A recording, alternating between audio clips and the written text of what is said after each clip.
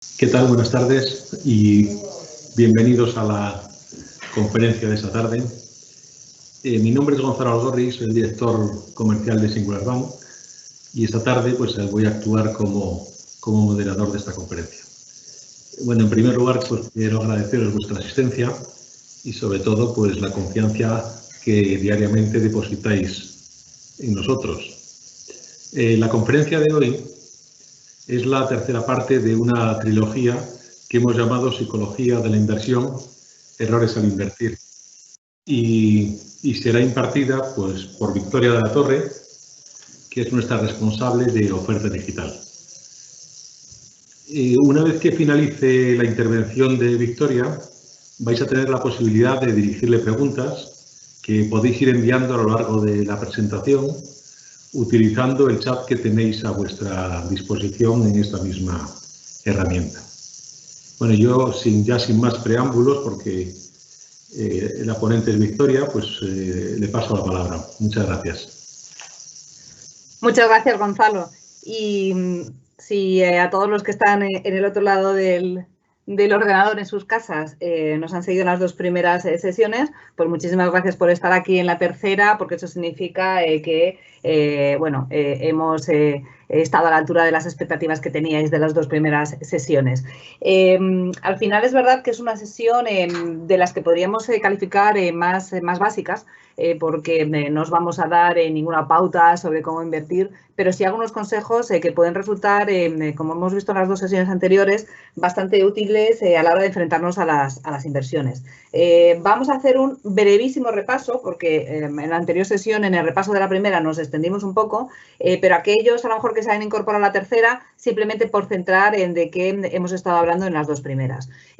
Bueno, fundamentalmente lo que habíamos estado comentando es, o cómo centrábamos este curso, es pensar qué aspectos son los que mueven los mercados. Y efectivamente los datos que podemos conocer, tanto macroeconómicos como corporativos, son algunos de los que mueven los mercados. También las estimaciones que podamos tener de cara al pasado, porque como muchas veces se dice, rentabilidades pasadas no garantizan las rentabilidades futuras, y al final saber que una empresa ha presentado unos resultados muy buenos, pero que a lo mejor pues no los tiene tan positivos para los siguientes trimestres, también puede influir en la cotización, y esto lo podríamos extrapolar a cualquier tipo de dato macroeconómico.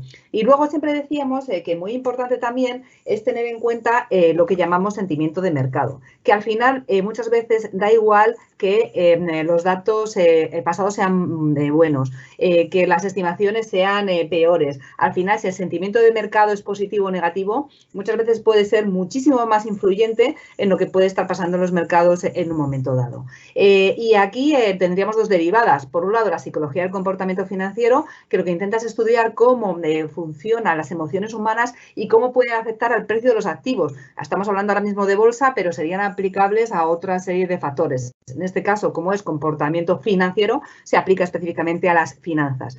Y la economía conductual lo que intenta hacernos ver es que no siempre somos racionales cuando tomamos decisiones, no siempre a veces nos cuesta aceptar que no somos racionales, pero muchas veces no somos racionales, y de ahí que los mercados a veces no se comporten con lógica o no se comporten como nosotros creemos que se tienen que comportar. Y esto ocurre así porque tenemos una serie de sesgos, algunos de ellos somos más conscientes de ellos que de otros, pero en general tenemos unos sesgos que se manifiestan en nuestra actuación del día a día y también a la hora de comportarnos en las compras y las ventas que tienen lugar en los mercados financieros. Habíamos dividido los sesgos que podemos tener en unas categorías. Vimos en la primera sesión los errores por autoengaño, como, bueno, pues por ejemplo, el error de contabilidad, el sesgo de ilusión de control, pensar que lo controlamos todo, el sesgo de presente, el exceso de optimismo que a veces tenemos a la hora de invertir. En la segunda sesión estuvimos viendo los errores por miedo, que muchas veces lo que nos hace es tener un sesgo a las pérdidas, a la aversión de las pérdidas, que nos influyen en nuestro comportamiento. Y hoy vamos a ver los dos siguientes, los errores que podemos cometer por procesar de forma incorrecta la información, y aquellos otros errores que muchas veces cometemos por la influencia social, lo que nos influye el resto del mundo en nuestras decisiones. Y vamos a empezar sin más con lo que llamaríamos errores por procesamiento de la información y ver por qué se producen estos errores. Bueno, fundamentalmente porque muchas veces, aunque nosotros nos creamos que no, nuestra atención es selectiva. muchas veces, aunque tengamos muchísima información a nuestro alcance y siempre se diga qué positivo, qué información tenemos internet, tenemos muchísimos cursos de formación pues, como este y como otros muchos, a veces no somos objetivos a la hora de seleccionar la información más importante. Y muchas veces lo que hacemos es buscar aquella información que nos conviene a nosotros. Y vamos a ir viendo cómo lo hacemos no solamente con las finanzas, sino que lo hacemos con muchísimos aspectos de nuestra vida. Uno de los errores que solemos cometer y uno de los errores que tienen que ver con la información que recibimos es lo que se conoce como el efecto anclaje o el efecto ancla. Hemos citado también anteriormente algunos de los que han generado estos estudios, en algunos casos son psicólogos, en otros casos son economistas, y en este caso hemos recurrido muchas veces a algunos estudios que han hecho Kahneman y Tversky y que nos hablan efectivamente de algunos de estos sesgos. ¿En qué consiste el efecto ancla? Pues muchas veces lo que nos hace es que un determinado dato o una determinada cifra funciona como ancla para nosotros. Significa, tiramos un ancla y establecemos como válida una determinada información. A veces tiene algo que ver con lo que estamos viendo, pero es que otras veces no tiene absolutamente nada que ver ni siquiera con el tema que se está tratando. Muchas veces, como decimos, la primera dato que nosotros conocemos es determinante para nuestras decisiones futuras. Por ejemplo, vamos a imaginar que nosotros nos vamos a comprar un coche y el vendedor, que normalmente los vendedores pues saben mucho, que para eso son vendedores, tiene distintas opciones. Seguramente nos vaya a marcar de forma significativa el precio del primer coche que nos den. Imaginemos que el primer precio del coche son 15.000 euros. Bueno, pues el que nos presente después va a venir marcado por esos 15.000 precios, esos 15.000 euros. Ese va a ser mi precio ancla que se va a quedar en mi cabeza. Si el coche que me ofrece después tiene un precio superior, yo puedo pensar varias cosas. Puedo pensar que el primero es más barato, puedo pensar que el segundo es mejor. También porque hay distintas opciones, porque también va a depender mucho a lo mejor, pues por ejemplo, del estado de ánimo que tengamos en cada momento. Pero esos 15.000 van a ser el precio que yo voy a fijar siempre como referencia. Y no me voy a plantear otras cuestiones, como si el primero estaba valorado por encima o infravalorado. No, simplemente me voy a quedar con esa cifra y después, bueno, pues me va a marcar a la hora de tomar mi decisión. Entonces, es fundamental cómo se me presente la información a la hora de tomar determinadas inversiones. Se hizo también un experimento en el que se le daban a una serie de personas dos series numéricas, ¿vale? Entonces, se daba 1, 2, 3, 4, 5, 6, 7 y 8, y luego al revés, la serie descendente, y se le decía a la gente, tienes que calcular en 5 segundos el resultado de esta multiplicación. Bueno, evidentemente todos sabemos que esto va a ser bastante complicado y tenían 5 segundos. Entonces le decía a la gente, da una cifra. Bueno, pues los que contestaron, le dieron la primera secuencia, todos contestaron, bueno, la media estaba en unos 512, mientras que los que, en el segundo caso, la cifra que dieron de media estaba en torno a los 2.250 de resultado. Bueno, pues ninguno de los dos era acertado, porque la respuesta correcta es 40.320. ¿Y por qué dos números si nosotros sabemos que el orden de los factores no altera el producto? ¿Por qué en los dos casos los resultados serán tan diferentes? Pues por el efecto ancla. Aquellos que se les presentó la multiplicación y el primero de los números era un 1, tendían a dar números más bajos. En cambio, cuando el primer número que se presentaba era el 8, nuestra mente automáticamente asocia que debe ser un número más elevado y por eso daban un número muchísimo más elevado. Y en este caso, bueno, sí que tiene relación, estamos hablando de números, pero es que otras veces se han hecho experimentos en los que no tenían nada que ver lo que se estaba presentando con las respuestas que se dieron. Se hizo otro experimento en el que se decía a una serie de personas, intenta adivinar cuántos países africanos hay en las Naciones Unidas. Y había una ruleta que estaba trucada, entonces paraba siempre o en el número 10 o en el número 65. Cuando caía en el 10, a las personas que se les preguntaba después, giraban la ruleta, caía en un determinado número y se les hacía la pregunta. Pues a las personas que se le había parado la ruleta trucada en el 10, solían dar unas estimaciones que estaban un 25% por debajo de la realidad de los números, del número real de países. En cambio, cuando el número paraba en el 65, en general se estaba dando una respuesta que de media fue un 45% por encima del número de países que realmente forman parte de las Naciones Unidas. Y en bolsa, ¿vale? ¿Qué es lo que ocurre? Que este efecto ancla tiene relación, por ejemplo, con el precio al que nosotros hemos comprado una determinada compañía. Y esto, los que tengáis acciones, seguramente lo vais a reconocer. Vosotros habéis comprado unas acciones a un precio determinado, 8. Bueno, pues ese va a ser vuestro efecto ancla siempre. Y nunca nos vamos a parar a pensar si ese número es correcto. Al final es nuestro efecto ancla, es por lo que nosotros lo hemos comprado. ¿Pero qué se requiere? Pues un análisis muchísimo más detallado por debajo, porque al final el momento es distinto, los fundamentales son distintos, le puede haber pasado muchas cosas a la compañía y en cambio nosotros seguimos anclados a ese precio al que lo compramos. Y esto no nos permite a veces hacer una evaluación correcta de si es el momento de vender o no, o qué le está afectando a la compañía para tener ese determinado precio. Entonces, ¿se puede evitar este sesgo? Bueno, pues es complicado. Entonces, lo primero es ser conscientes de que tenemos este efecto ancla. Después, intentar conseguir el mayor número de conocimiento con respecto a un campo concreto. Luego decíamos anteriormente, en el caso del coche, que no es lo mismo el momento en el que vayamos a tomar una decisión. En el caso de un coche, pues, como decimos, en función de nuestro estado de ánimo, las decisiones pueden variar. Entonces, vamos a intentar no tomar decisiones cuando estamos bajos de ánimo. Si estamos bajos de ánimo, estamos perdiendo en bolsa, me parece que lo hacemos todo mal. No, bueno, pues vamos a tomar un poco de distancia y vamos a esperar a que nuestro estado de ánimo mejore antes de tomar decisiones que pueden ser negativas. Luego también es importante establecer algunos criterios objetivos. Pues, por ejemplo, si estuviésemos en un caso más claro, que es vamos a tener que comprar una vivienda, bueno, pues en vez del efecto ancla de un piso y el siguiente que me enseñan y lo pongo en correlación, no, vamos a investigar un poco más. ¿Cuánto valen los metros cuadrados en esta zona concreta? Y eso sí que me va a dar, de verdad, un efecto muchísimo más real de cuánto debería valer mi casa. Y exactamente lo mismo podemos hacer en el caso de las acciones. Y luego, pues lo que decíamos, podríamos comparar situaciones y en base a ellos tomar nuestras decisiones teniendo en cuenta también los riesgos que vamos a querer asumir en cada momento. Otro de los sesgos que tienen que ver con cómo procesamos la información, cómo la recolectamos, es el sesgo de confirmación. También aquí hay numerosos estudios que hacen referencia a este sesgo. ¿Qué es lo que ocurre? Que al ser humano por naturaleza no nos gusta nada equivocarnos. Este psicólogo, Peter Watson, en los años 60, lo que intentó demostrar es que las personas muchas veces no ponen en duda sus hipótesis. Generalmente lo que hacen es intentar buscar información que de un modo u otro se las llegue a confirmar. Por ejemplo, lo que hizo Watson es un experimento en el que se le daba a una serie de personas una serie. Le decía, mira, yo te voy a dar una serie, 2, 4, 6. Intenta detectar cuál es la secuencia válida. Lo que él buscaba es que le dijera a la gente, esto es una secuencia ascendente. Eso era claro.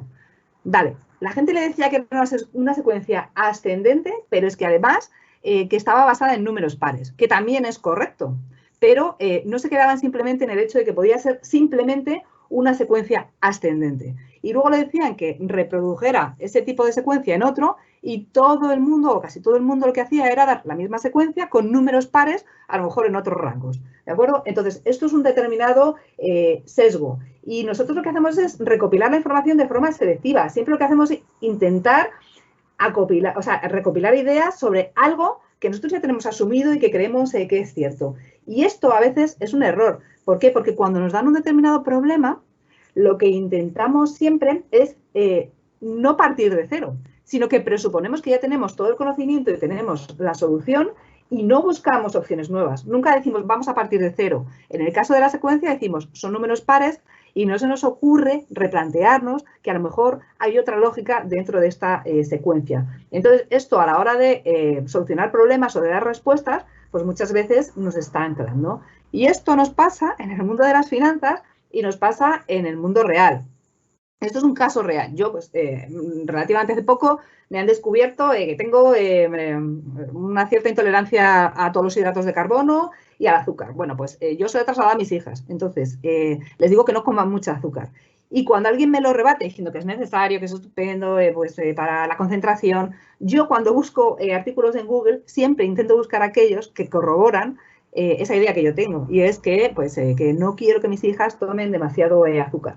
Y es verdad que de forma ciertamente consciente, muchas veces lo que estoy haciendo es buscar aquellos artículos o aquella información que confirma lo que yo quiero leer.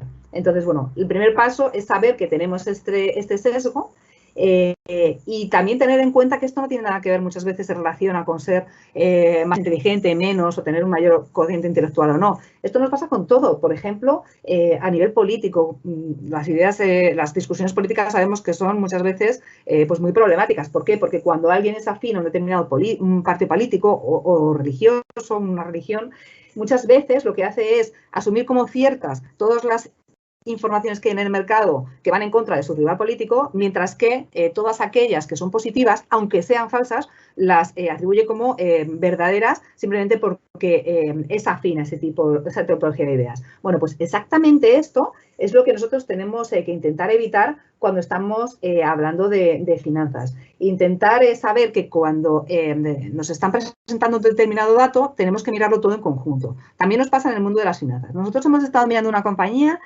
que nos parece muy interesante y como nos parece muy interesante, estamos intentando tomar la decisión.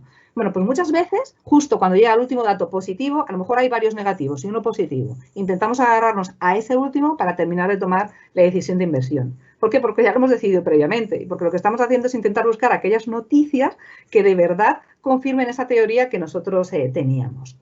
¿Se puede evitar este sesgo? Pues como decíamos anteriormente, yo soy consciente de que lo tengo y entonces intentaré buscar otros artículos que demuestren que tomar azúcar pues tampoco es tan malo y que no les quite a mis hijas todas las chucherías cada vez que entran en casa.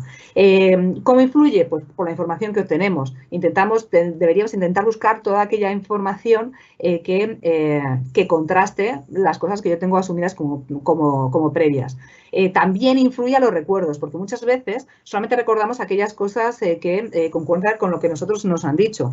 Muchas veces a lo mejor nos dicen pros y contras. Y si nosotros somos afines a esa idea, nos vamos a quedar solamente con los pros y se nos van a olvidar totalmente los contras que nos han dado.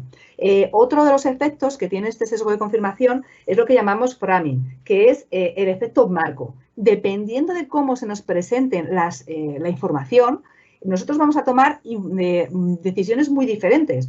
Pues, por ejemplo, también se han hecho algunos estudios que demuestran que dependiendo de cómo se nos ofrezca esta información, nosotros, como decíamos anteriormente, vamos a tomar una decisión o vamos a tomar otra distinta. Y esto tiene mucha importancia, por ejemplo, en cómo nos presenten la información. Cuando nos la presentan en un marco positivo, solemos intentar evitar riesgos. En cambio, cuando el escenario es un poco más negativo, el marco es negativo, parece que nos importa menos asumir ese tipo de riesgos. No sé si os acordáis que en una de las sesiones anteriores decíamos, muchas veces, nunca jamás para obtener un beneficio intentaríamos asumir un riesgo del 25%. En cambio, cuando ya tenemos pérdidas, no nos importa tanto asumir un riesgo del 25%, pero si el riesgo es el mismo. Entonces, da igual, o sea, muchas veces nos importa cómo nos presente la información o si esta está relacionada con una situación beneficiosa o perjudicial, nosotros vamos a tomar decisiones diferentes. Aquí, por ejemplo, también se hicieron estudios. La gente es más proclive a un programa económico cuando se habla en positivo que cuando se habla en negativo. Si el programa habla de creación de empleo, se le apoya muchísimo más que si está hablando de intentar combatir el desempleo. Y todo esto son sesgos que nuestra mente debería intentar evitar. ¿Cómo lo podemos hacer? Bueno, pues como decíamos anteriormente, intentar valorar de una manera objetiva, dentro de lo posible, tanto los pros como los contras. Y activar el pensamiento. Vamos a volver a activarnos todo y vamos a empezar a pensar todo desde el principio como si no supiéramos nada. Y luego es una cosa muy curiosa, lo que se llama tomar distancia psicológica. También hay estudios que demuestran que a gente para tomar este tipo de decisiones se le pedía que pensara en otro idioma, que supiera. Por ejemplo, en el caso piensa en inglés y toma una decisión. Bueno, pues cuando la gente pensaba en un idioma que no era el suyo propio, se reducía significativamente el efecto marco, este efecto de sesgo de confirmación. A lo mejor porque no tenemos tantos recursos o porque lo que nos enfocamos es intentar interpretar la información que estamos viendo, eliminamos otro tipo de sesgos y nos centramos mucho más. Es muy curioso, pero pensando en otro idioma, muchas veces somos capaces de eliminar este sesgo. Hay que discriminar la información que disponemos. Aquí podríamos ver algunos ejemplos prácticos. Por ejemplo, ¿cuándo cometemos estos errores? cuando confiamos en lo que nos está diciendo un conocido. ¿Por qué hacemos esto? Pues muchas veces por inexperiencia, muchas veces por inseguridad. Un amigo sabe de bolsa, pues yo pienso que no sé. Y a veces no nos preguntamos, ¿pero esta otra persona que me está dando este consejo sabe de bolsa? Y aunque supiera de bolsa, tenemos que pensar que los momentos no son los mismos. A lo mejor un conocido nuestro nos está diciendo que ha comprado una acción determinada de una determinada compañía, pero lo ha hecho en el momento propicio. Y a lo mejor ahora ya no es el momento, a lo mejor ya ha subido un montón y ahora mismo es precisamente el momento de desinvertir. Entonces, uno de los consejos que os damos es no confiar nunca en lo que dicen en los conocidos. Pero en caso de que decidiéramos hacerlo, porque es verdad que siempre tenemos amigos que saben más que nosotros, que seamos conscientes de una cosa. Si lo hacemos, respetemos por lo menos el hecho de que solamente deberíamos invertir en aquellas cosas que entendemos. Como nos den un consejo sobre un tema que no entendemos, pues muchas veces es mejor decir que no, por muy goloso que sea el pastel. Muchos sectores nosotros los entendemos. Podemos entender pues, cómo funciona el sector de la construcción. Podemos entender cómo funciona el sector de las materias primas. Si las cosas van bien, se van a consumir materias primas. Si la economía va mal, no se van a consumir materias primas. Lo entendemos. Pero si alguien nos habla, por ejemplo, de el consumo de las nuevas energías alternativas y cómo se puede uno aprovechar del hidrógeno, de las energías verdes, pues a lo mejor no lo entendemos. Y es posible que acertemos, pero también es posible que no entendamos el por qué lo estamos haciendo. Y cuando no entendemos en lo que estamos invirtiendo, muchas veces no somos dueños de nuestras inversiones. Otro error que cometemos a veces es fiarnos de cualquier noticia. Yo siempre cito aquí un caso que ocurrió en el año 2011. Había un forero, un inversor particular que se llamaba Rastani, y que consiguió, bueno, pues grabar un vídeo que salió en la BBC, y en este vídeo lo que hablaba era de que la crisis estaba totalmente organizada, que al final, bueno, daba la impresión como que era una cosa que los bancos estaban prácticamente orquestando y que era una oportunidad y que muchos inversores se iban a arruinar. Bueno, al final era un inversor particular que no tenía ni idea, pero el efecto fue que multiplicó por 5 sus seguidores en Twitter, y al final el hecho de tener acceso a la información y tener acceso a las redes sociales y que cada uno pueda publicar un vídeo y subirlo a YouTube es bueno y es malo, porque a veces es complicado saber discriminar cuál es la información que de verdad es buena. Entonces, bueno, tengámoslo en cuenta, la información es positiva, pero no nos tenemos que fiar de ninguna noticia. No vale toda la información que recibimos, es muy importante contrastarla. Otro error que no debemos cometer nunca es invertir por rumores.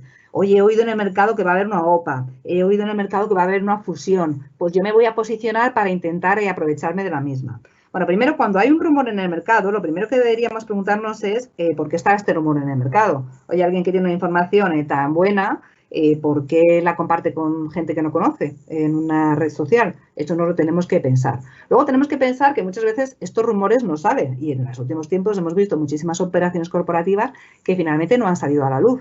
Y muchas veces, al final, bueno, pues salen, pero tarda muchísimo tiempo en salir. Tengamos también en cuenta una cosa muy importante, que es el coste de oportunidad. Comprar una acción esperando que alguien la compre significa que ese dinero no lo puedo estar destinando a otras inversiones que a lo mejor podrían ser mejores. Entonces, bueno, está bien comprar por rumores, a lo mejor en algunos casos como táctica, pero seamos muy cuidadosos. Y luego, otro de los errores que solemos cometer es tener falsas expectativas.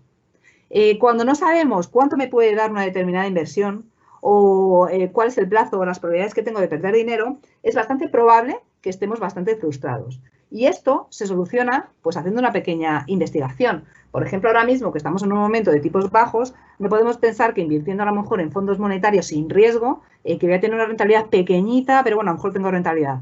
No, porque es que hay muchas inversiones que ahora mismo tienen rentabilidades negativas. Entonces, sabiendo lo que puedo esperar, pues muchas veces me voy a frustrar muchísimo menos.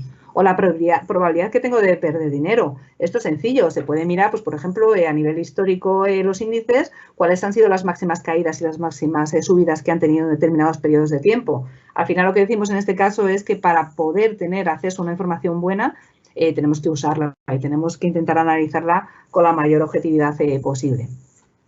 Luego hay otro tipo de errores que son lo que nosotros llamamos errores por influencia social. Y estos son muy difíciles de evitar. Al final, muchas veces somos seres sociales y muchas veces imitamos lo que hacen los demás, pues por muchísimos motivos también. Por inseguridad en nuestros propios conocimientos, porque pensamos que cuando algo lo hace todo el mundo, no pueden estar todos equivocados, ¿no? Y yo voy a estar acertado. Entonces, esto es uno de los errores que se da con mayor frecuencia en la bolsa y que deberíamos intentar evitar. Por ejemplo, ¿cuándo se manifiesta este error? Cuando nos dejamos llevar por el entusiasmo. Y todos somos conscientes de las numerosas burbujas que se han producido en los mercados a lo largo de la historia. Este error es muy difícil de controlar. Muchas veces se relaciona, fijaos bien, no solamente con la aversión a las pérdidas, sino con la aversión, que también lo hablábamos el otro día, la aversión a quedarme yo fuera, la aversión a que los demás ganen y yo pierda la oportunidad de ganar. Muchas veces ganamos 10 y pensamos, bueno, pues los siguientes ya son pan comido. Y echemos la vista atrás la cantidad de burbujas que ha habido en la historia. La de las .com, que esta la recordamos todos, la del ferrocarril en Gran Bretaña, 1847, el crack del 29, la burbuja inmobiliaria en Japón. Aquí tenéis dos gráficos de dos grandes burbujas que se conocen muy bien. La de la izquierda es la de los tulipanes y la de la derecha es la de las .com. Si le contáramos a alguien qué pasó en la crisis de 1630 de los tulipanes, pues mucha gente a lo mejor no daría crédito, ¿no? Al final lo que se produjo en aquella época es, bueno, estaban de moda los tulipanes, era una señal de que la gente era rica y empezaron a subir el precio de forma desmesurada. Se llegó a pagar por un solo bulbo de tulipán, que además era una variedad que se llamaba Semper Augustus, que era muy rara y que además había sido pues una deficiencia genética. Había salido un tulipán con unas rayitas en vez de salir de un color puro. Bueno, pues se llegaron a pagar 6.000 florines. Para que nos hagamos una idea, con 2.500 florines de aquella época se podían comprar 27 toneladas de trigo, 50 de cebada, 4 bueyes gordos, es importante el matiz, 8 cerdos gordos, 2 cubas de vino, 4 toneladas de cerveza, 2 toneladas de mantequilla, 3 toneladas de queso, una cama en guardarropa y una jarra de plata. Alguien hoy diría, pues hay que ser muy ciego para haber comprado un tulipán por 6.000 florines cuando por 2.500 se podía comprar todo esto.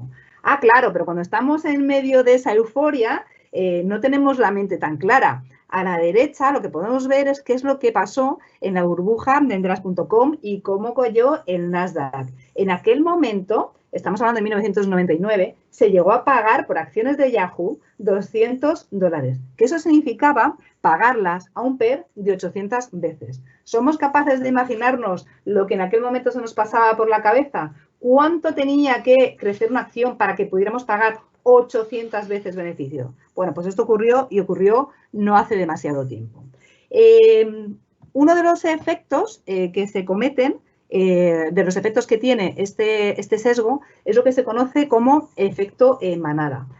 El hombre al final, bueno, pues por naturaleza, como se dice, es un animal gregario, tendemos a vivir en colectividad y las colectividades lo que tienen son algunas ideas que se aceptan por todo el mundo, es lo que llamamos saber popular. A veces son acertadas, pero otras veces no lo son. Esto al final es un residuo evolutivo y tiene una función muy clara, la supervivencia del grupo. Los individuos actúan siempre de la misma manera porque cuando el grupo actúa de una misma manera, es más fuerte, es más eficiente. Pero esto tenemos que tener en cuenta que muchas veces puede generar problemas importantes a la hora de invertir, porque aceptamos como buenos razonamientos que muchas veces pues no son ciertos. Por ejemplo, pensemos en todas las burbujas que ha habido en la historia. ¿Qué decimos de la burbuja inmobiliaria? Lo que decimos es, las casas no bajan de precio. El alquiler, bueno, pues siempre es sencillo. Un alquiler siempre me va a cubrir los costes de la hipoteca y muchas veces cometemos errores y nos damos cuenta de que efectivamente llega un momento dado en el que efectivamente las casas sí que bajan. Os he puesto aquí un pequeño vídeo, si queréis no lo vemos entero por el tema del tiempo, pero bueno, para que veáis cómo puede llegar a influir. Esto es un experimento que se hizo y podríamos aplicarlo lo mismo al mundo de la bolsa. A ver si lo oís correctamente, si no lo oís me lo decís, por favor.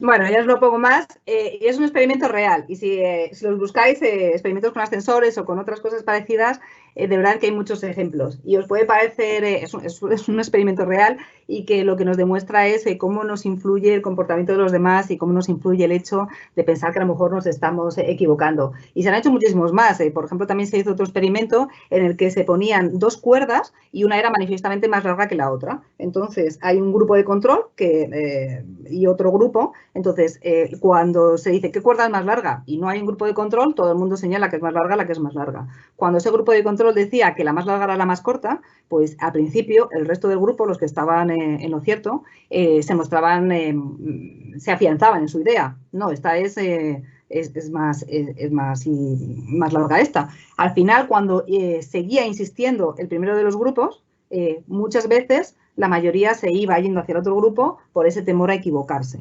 Y esto, que ocurre en el mundo cotidiano, también nos pasa en el mundo de las finanzas. ¿Y cómo lo podemos evitar? Bueno, pues muchas veces intentando analizar si de verdad hay estudios. Cuando hay una creencia popular, oye, ¿esto es verdad? ¿Es verdad que el precio de las casas nunca baja? Bueno, pues si lo analizamos veremos que sí, que hay momentos en el que el precio de las casas puede llegar a bajar. Si hay algún estudio que lo confirma o lo desmienta, si tiene sentido desde el punto de vista lógico. Como decía Graham, no tenemos razón por el hecho de que la multitud no esté de acuerdo con nosotros. Tendremos razón porque nuestros datos y nuestro razonamiento sean los correctos. Entonces, bueno, intentemos evitar este efecto manada. Y este efecto manada pues se manifiesta muchas veces cuando estamos comprando y estamos vendiendo compañías. ¿Cuándo compra todo el mundo? Cuando un valor está subiendo. ¿Y cuándo suele vender la gente? Se pone nerviosa cuando estamos viendo caídas muy importantes en un determinado valor. Esto ocurre siempre y una de las opciones que podemos tener es intentar invertir contracorriente. Muchas veces lo que se dice es la tendencia es tu amiga. Tengamos cuidado con este error porque puede ser un error o no serlo. Muchas veces es verdad que cuando hay una tendencia de mercado es muy difícil ir contracorriente. Si el mercado ha decidido que el sector bancario no es el momento para él, da igual qué banco seleccionemos, aunque no esté regido por los mismos parámetros que otros, que muy probablemente no vamos a conseguir que vaya contracorriente. Va a haber un sentimiento negativo en general respecto al sector bancario y va a ser muy difícil luchar contra él. Pero no obstante, como decíamos, esto muchas veces también es generador de oportunidades. Si intentamos no ir con la manada, sino en contra de la manada, podemos encontrar oportunidades. Que esto es lo que hace un inversor contrario. Muchas veces nos preguntan si inversión contrario es exactamente lo mismo que un inversor en valor. Es parecido, pero no igual. Es verdad que los dos lo que hacen es intentar buscar valores que estén infravalorados, pero en el caso del inversor contrario muchas veces mira otras cosas. Por ejemplo, el sentimiento de mercado en un momento dado. Un inversor contrario lo que intenta hacer es buscar o bien compañías que han estado muy castigadas y no hay una justificación para ello, o también lo que intentan hacer es intentar buscar aquellas compañías o aquellos sectores donde nadie está mirando. ¿Por qué? Porque si el público en general lo que está haciendo es mirar determinados sectores de moda, es muy posible que nos encontremos con que esos sectores están absolutamente sobrevalorados. Entonces, buscando en aquellos sectores donde nadie está mirando, muchas veces podemos evitar este efecto manada y podríamos encontrar oportunidades interesantes. ¿Qué no deberíamos hacer? Pues, por ejemplo, no deberíamos ser cuidadosos a la hora de, como decimos, seguir al gurú. ¿Qué significa seguir al gurú? ¿Seguir a alguien que sabe más que nosotros? Bueno, pues no está mal tener información, la podemos consultar y sabemos que hay inversores muy conocidos y que son inversores muy buenos y que podemos mirar qué es lo que están mirando. Pero aquí tenemos que tener en cuenta varias cosas. Primero, el momento de entrada, lo que decíamos anteriormente, el momento de entrada es esencial. Que lo haga el gurú no significa que si nosotros lo hacemos vayamos a tener beneficios, porque a lo mejor el gurú ha entrado en el momento que tenía que entrar y nosotros estamos entrando tarde. Luego, tengamos en cuenta también lo que decíamos anteriormente. Lo que todo el mundo sabe en bolsa, pues a lo mejor no me interesa. ¿Por qué? Porque ya está descontado en los precios. Y luego, por último, ¿qué es lo que ocurre? Pues que a lo mejor el gurú se equivoca. Al final, un gurú no es gurú porque acierta siempre. Es porque acierta un número razonable de veces. Entonces, está fenomenal pues que tengamos determinadas referencias en el mercado, pero no pensemos que simplemente por seguirles vamos a acertar siempre. Y luego también es muy importante, intentemos no cometer este error, estar siempre guiándonos por foros y por redes sociales. A tenor de lo que ha pasado en los últimos días, bueno, pues parece que el fraude bursátil en foros es algo que está a la orden del día, que pasa siempre. Y no es verdad. Es verdad que se han juntado en una serie de días muchísimas noticias y por eso tenemos que tener cuidado. Pero no es que todos los foros y las redes sociales siempre haya información que es falsa. No, en el 95% es buena, pero tenemos que saber discriminarlo. Todos hemos visto lo que ha pasado estos días, tanto con GameStop, con el precio de la plata, incluso con Tubacex, y hemos visto cómo efectivamente muchas veces, si nos guiamos por foros y redes sociales exclusivamente, pues muchas veces podemos tener pérdidas importantes. Y podemos pensar que esto es una cosa moderna, un tema de foros, redes sociales, información que se tramita de forma muy rápida, pero no es verdad. Uno de los mayores casos de fraude bursátil fue en 1869.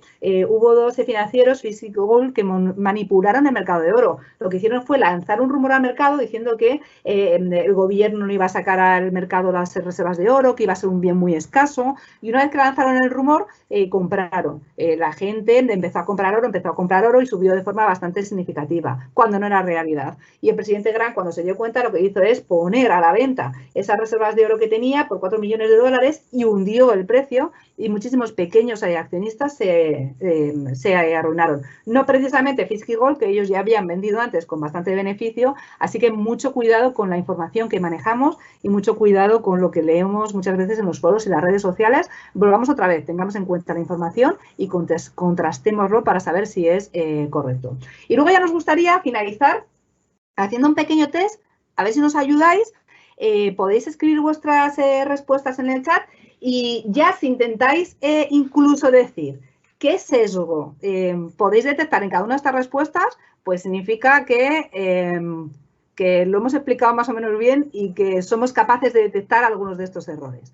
Vale, vamos a poner el primero de los casos. No hay ninguna respuesta correcta. Vamos a ver qué trampas nos juega la mente. Vamos a suponer que hemos invertido 3.000 euros en bolsa hace un mes y el valor lleva 20 días seguidos bajando en bolsa. ¿Qué pensamos? Todo lo que baja sube y no puede seguir bajando, ya le toca subir. Cojamos información en la web corporativa y comprobamos que el balance de los últimos años ha sido positivo. O la C, como no necesito el dinero, puedo seguir aguantando aunque el valor esté bajando. Si nos ayudáis alguno y pone alguna de las respuestas y aprecia en la respuesta un sesgo y lo pone, pues fenomenal. Y si no, pues vamos después contando qué sesgo esconde cada una de estas respuestas.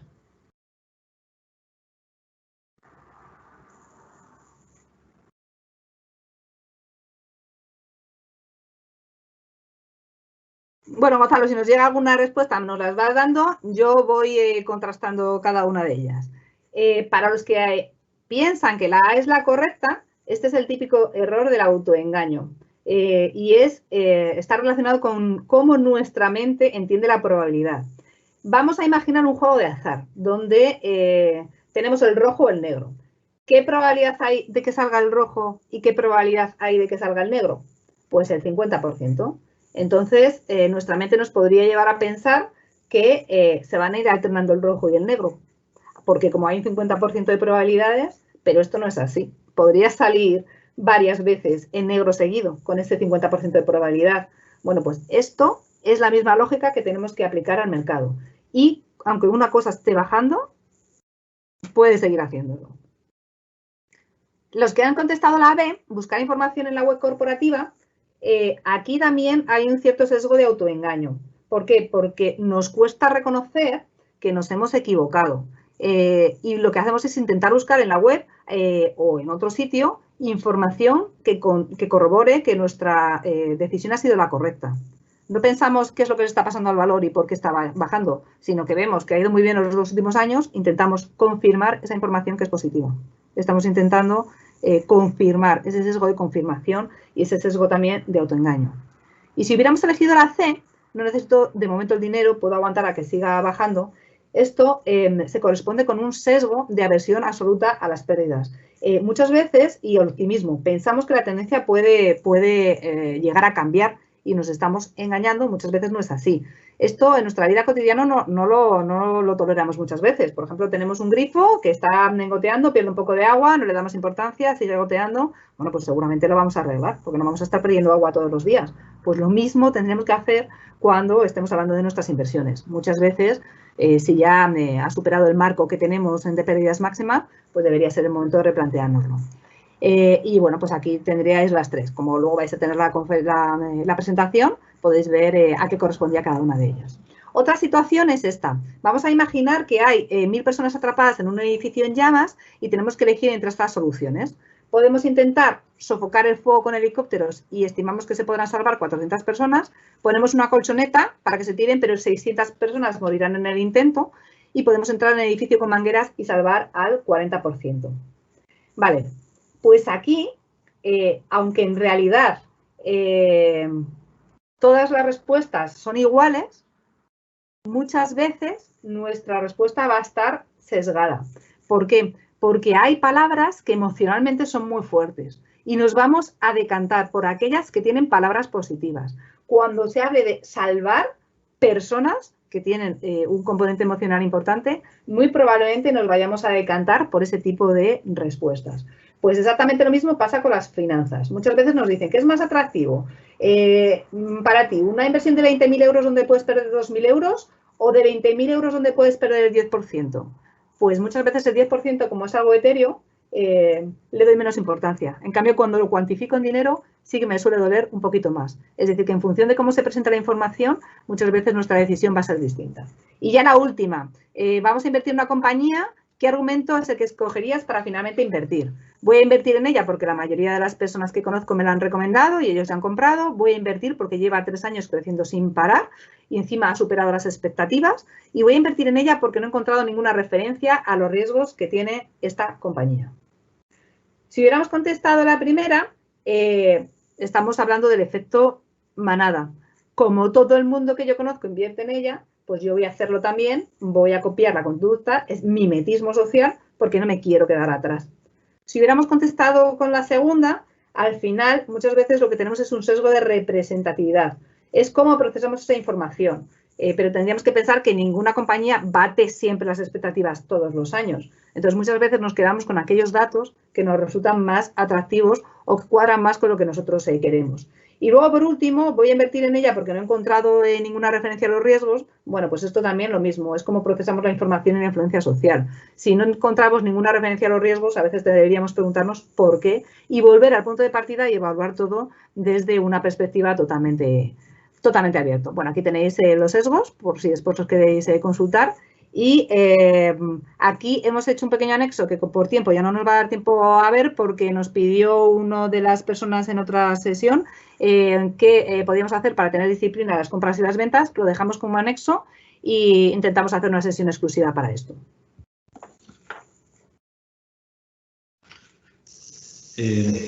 Muchas gracias, Victoria, por tu intervención. Pues paso a realizarte ya las preguntas que nos han ido llegando al chat. Una de ellas es, no sé si es un comentario o es una pregunta, y dice, pero bueno, en general, a la larga la bolsa sube siempre, ¿no? ¿No es así?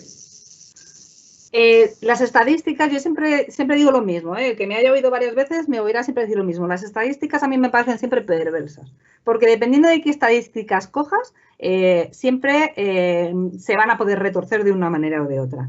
¿A largo plazo la bolsa siempre sube? Sí, generalmente a largo plazo la bolsa siempre sube y por eso siempre decimos que hay que tener paciencia, que la inversión en la bolsa se tiene que hacer con una visión de largo plazo, pero ojo que esto no lo podemos aplicar a todo. Es decir, van a ser distintas las... ¿qué es el largo plazo?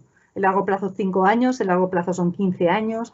Hay bolsas que efectivamente si se coge un periodo de 15 años, un periodo desde que entré hasta que salí nunca ha caído, pero no todos los inversores van a poder estar 10 años, porque hay gente que tiene horizontes temporales más cortos.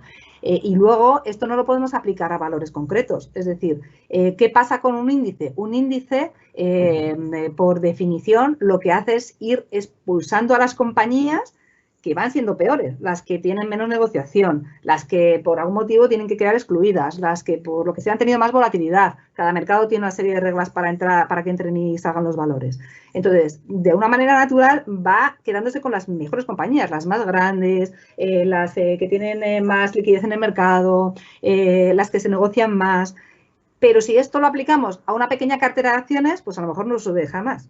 Si hubiéramos elegido hace unos años una cartera que estaba compuesta pues, por Terra y por Banco Popular, pues nunca jamás hubiéramos recuperado los beneficios, porque al final, bueno, pues desaparecieron.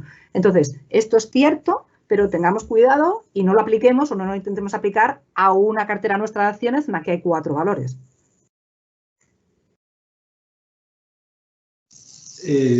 Nos hace un comentario, Vicky, pues sí, curioso, ¿no? Nos dice, ¿no hay tantos sesgos que en un momento determinado se puede asociar cualquier comportamiento a alguno de los sesgos? Pues muchas veces sí, porque al final volvemos al principio de lo que hemos dicho, somos seres humanos y muchas veces nuestro comportamiento viene explicado por una serie de pautas. Entonces, al final, si tener sesgos muchas veces no es negativo. A veces lo más importante es saber que los tenemos e intentar no cometerlos en exceso. Es decir, muchas veces intentar operar con la tendencia, ya hemos visto que puede ser positivo o negativo. Hemos dado las dos visiones. Por ejemplo, invertir mirando solamente un chat o un foro, a mí eso me parece un error que sí que podemos intentar evitar. Entonces, no todos son igual de importantes. Tiene que haber sesgos y además, precisamente por eso, hay algunos que entienden que el mercado es eficiente y otros que defienden que el mercado no es eficiente. Y no es eficiente porque estamos dentro una serie de actores que tenemos una serie de sesgos y precisamente por eso podemos encontrar determinadas ineficiencias en los mercados.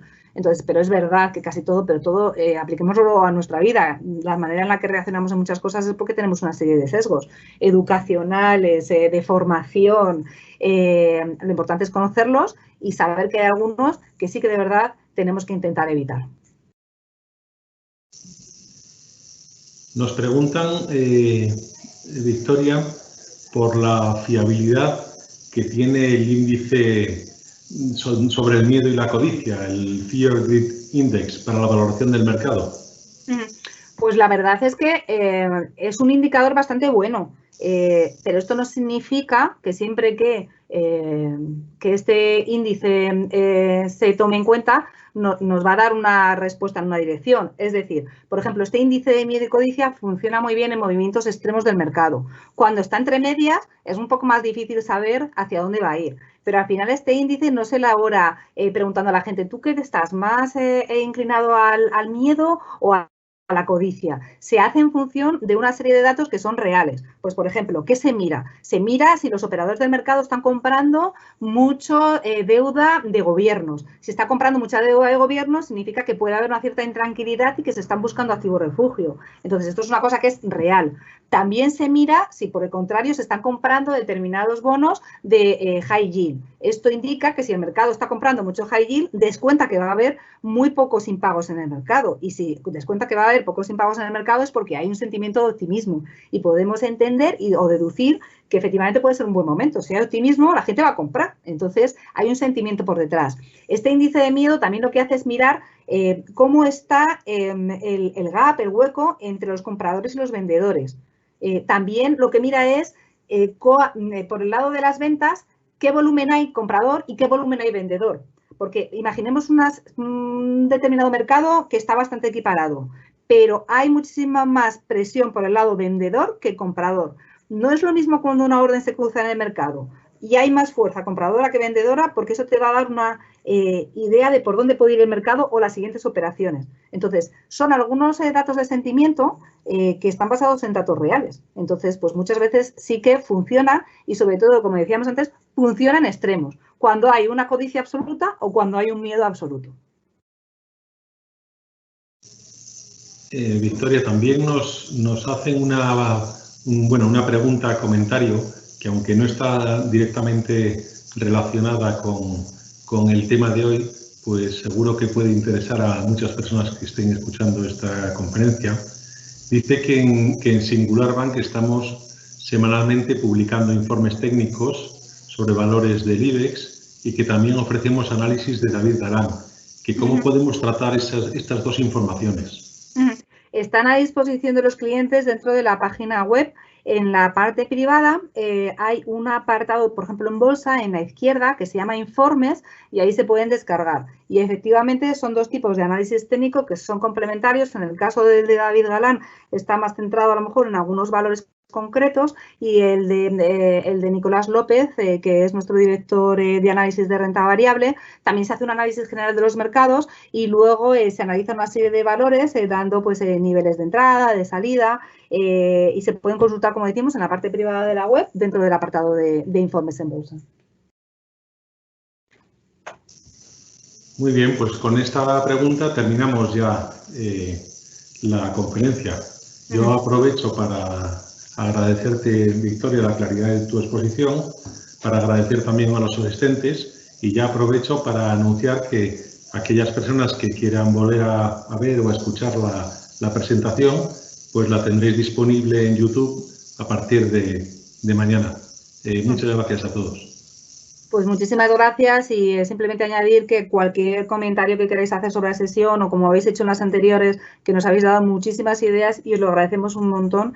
Si queréis hacer nuevas sugerencias sobre próximas sesiones, las estamos analizando todas y las estamos teniendo muy en cuenta. Así que nada, feliz tarde a todos. Muchísimas gracias.